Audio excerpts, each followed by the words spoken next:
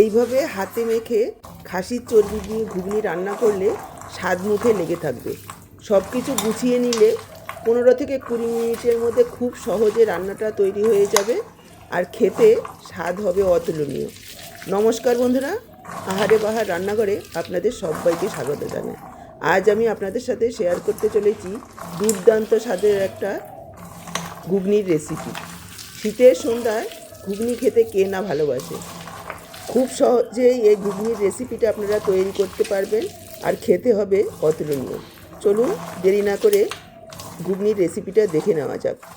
ঘুগনির রেসিপিটা করার জন্য দেখুন আমি এখানে 500 গ্রাম মটর প্রায় 7-8 ঘন্টা ভিজিয়ে রেখেছি। মটরগুলোকে ভিজিয়ে রাখলে খুব তাড়াতাড়ি সেদ্ধও হবে আর রান্নার পর খেতেও ভালো লাগবে। দেখুন আমি 7-8 ঘন্টা আগে খুব ভালোভাবে ধুয়ে ভিজিয়ে রেখেছি। মটরগুলো একেবারে ফুলে উঠেছে আর নরমও হয়েছে। এবার আমি জল ছেঁকে নিয়ে নেব একটা পাত্রে। মটরগুলোকে একটা ঝুড়িতে রেখেছি আর এদিকে দেখুন নিয়েছি 3টে মিডিয়াম সাইজের পেঁয়াজ আর একটা টমেটো। সব কিছু একেবারে ছোট ছোট করে কুচিয়ে নেব।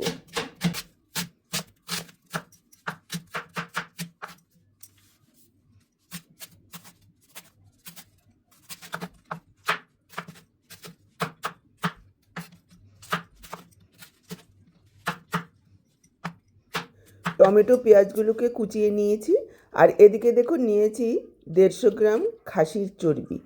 চর্বিগুলোকে খুব ভালোভাবে ধুয়ে পরিষ্কার করে নিয়েছি। এবার ছোট ছোট করে কেটে নেব।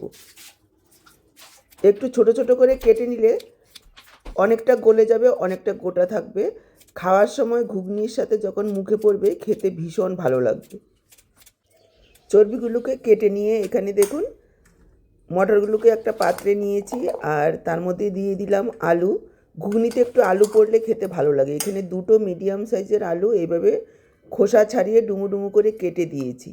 সাথে পেঁয়াজ কুচি, টমেটো কুচি আর দিয়ে দিচ্ছি কিছু গুঁড়ো মশলা। 1 চা চামচ ধনের গুঁড়ো, 1 চা চামচ জিরের গুঁড়ো, 1 চা চামচ দিলাম লাল লঙ্কার গুঁড়ো, 1 চা চামচ হলুদ গুঁড়ো আর 1 চা চামচ দিয়েছি কাশ্মীরি লাল লঙ্কার গুঁড়ো, 2 চা চামচ আদা আর রসুনের পেস্ট আর দিয়েছি 2 টেবিল চামচ পরিমাণ কাঁচা সর্ষের তেল।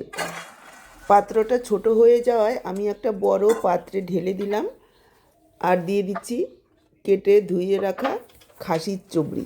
এবার হাত দিয়ে খুব ভালোভাবে মেখে নেব। যেভাবে মাংস ম্যারিনেট করে এমনভাবে মাখতে হবে, মাখতে মাখতেই যাতে 50% রান্না হয়ে যায়। সব কিছু খুব হাত দিয়ে কচলে কচলে খুব ভালোভাবে মেখে নেব।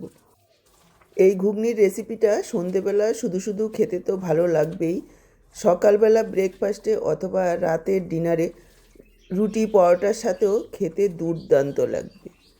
আজকের এই ঘুগনির রেসিপিটা যদি আপনাদের ভালো লেগে থাকে অবশ্যই একটা লাইক করে ভিডিওটাকে শেয়ার করবেন বন্ধুবান্ধবদের সাথে।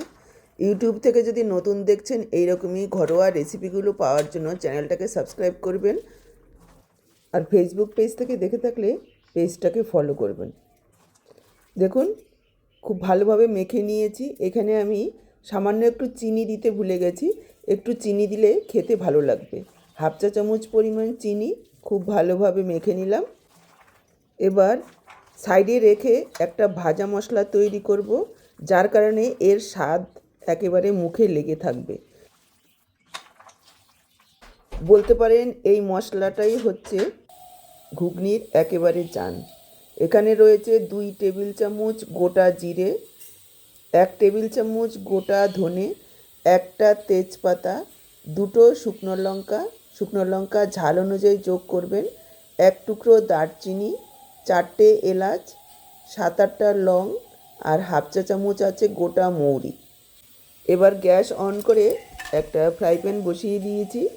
লো ফ্লেমে প্রথমে শুকনো লঙ্কাটাকে দিয়ে দেব, তারপর তেজপাতাটাকে ছোট ছোট টুকরো করে দেব। 30 থেকে 40 সেকেন্ড শুকনো লঙ্কা আর তেজপাতাটাকে একটু ভেজে নেব। কালারটা হালকা একটু চেঞ্জ হলে পুরো মশলাটা ঢেলে দেব। তারপর আরও 1 মিনিট মতো লো ফ্লেমে এই মশলাটাকে ভেজে নেব। খেয়াল রাখবেন যাতে পুড়ে না যায়। নাড়াচাড়া করতে করতে সুন্দর একটা গন্ধ বের হবে আর মশলাগুলোর কালারটা হালকা একটু চেঞ্জ হবে। তখন মশলাটাকে নামিয়ে নিয়ে ঠান্ডা করে নিতে হবে।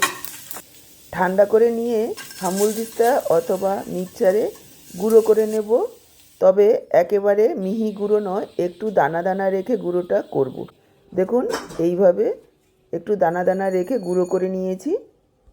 এই মশলাটা গুঁড়ো করে যদি এয়ারটাইট কন্টেনারে রেখে দেন 1.5 থেকে 2 মাস খুব ভালো থাকবে। যে কোনো নিরামিষ মশলায় যোগ করতে পারবেন, স্বাদ অনেক গুণ বেড়ে যাবে। এবার দেখুন আমি একটা প্রেসার কুকার নিয়ে নিয়েছি। প্রেসার কুকারের মধ্যে মটরগুলোকে ঢেলে নিচ্ছি। আমি প্রেসার কুকারে করছি, আপনারা চাইলে কড়াতেও করতে পারেন। প্রেসার কুকারে করলে সময়টা একটু কম লাগবে। প্রেসার কুকারে কিন্তু আমি কোনো রকম তেল দিইনি। মাখানোর সময় 2 টেবিল চামচ তেল দিয়েছিলাম, সেই তেলেই রান্নাটা হবে। এবার 4-5 মিনিট সময় নিয়ে হাই ফ্লেমে খুব ভালোভাবে কষিয়ে নেব সব কিছু একসঙ্গে। যেহেতু প্রেসার কুকারে কোনো রকম জল দিইনি, নাড়াচাড়াটা কিন্তু বন্ধ করা যাবে না, তাহলে নিচে লেগে যাবে। এভাবে নাড়াচাড়া করতে করতে দেখবেন পেঁয়াজ, টমেটো, আলুর থেকে জল বের হতে শুরু করবে। সেই জলটা টানা পর্যন্ত আমরা একটু কষিয়ে নেব। আমি কিন্তু এখনও পর্যন্ত এখানে কোনো রকম লবণ দিইনি। এবার দিয়ে দিচ্ছি পরিমাণ মতো লবণ। 4-5 মিনিট সময় নিয়ে খুব ভালোভাবে কষিয়ে নিয়েছি। এবার দিয়ে দেব জল।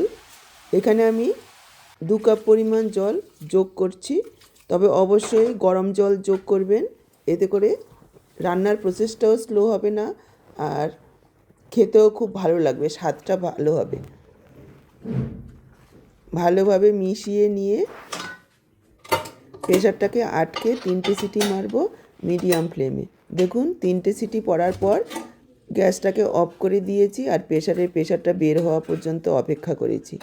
মটরগুলো খুব সুন্দরভাবে সেদ্ধ হয়ে গেছে। দেখুন একবার দেখিয়ে দিচ্ছি, মটরগুলো খুব সুন্দরভাবে গলে গেছে অথচ গোটা রয়েছে। এইভাবে সেদ্ধ করলে খাওয়ার সময় মুখে পড়বে, খেতে ভীষণই ভালো লাগবে। এবার দেখুন ঘুগনিটা অনেকটাই ঘন, আরও একটু জল দিয়ে পাতলা করে নিতে হবে। ঠান্ডা হওয়ার সাথে সাথে এটা আরও শুকনো হয়ে যাবে। যতটা পাতলা করবেন সেই অনুযায়ী ফুটন্ত গরম জল যোগ করে দিতে হবে। দেখুন আমি এখানে আরও 2 কাপ পরিমাণ গরম জল যোগ করে ভালোভাবে মিশিয়ে নিলাম। এবার হাই ফ্লেমে আরও 2-3 মিনিট ফুটিয়ে নেব। হাই ফ্লেমে খুব ভালোভাবে 2 মিনিট ফুটিয়ে নিয়েছি। এবার আমি যোগ করে দিচ্ছি সেই ভাজা মশলাটা। এখানে পুরোটা মশলা আমি যোগ করব না, ওখান থেকে 2 চা চামচ দিয়ে দিচ্ছি।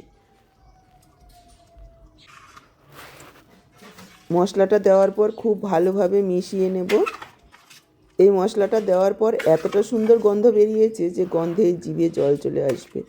সন্ধেবেলা টিফিনে তো খাওয়া যেতেই পারে, কিন্তু রাতের বেলায় রুটি পরোটার সাথে এই রকম একটা খাসির চর্বির ঘুগনি হলে আর কিছুই লাগবে না।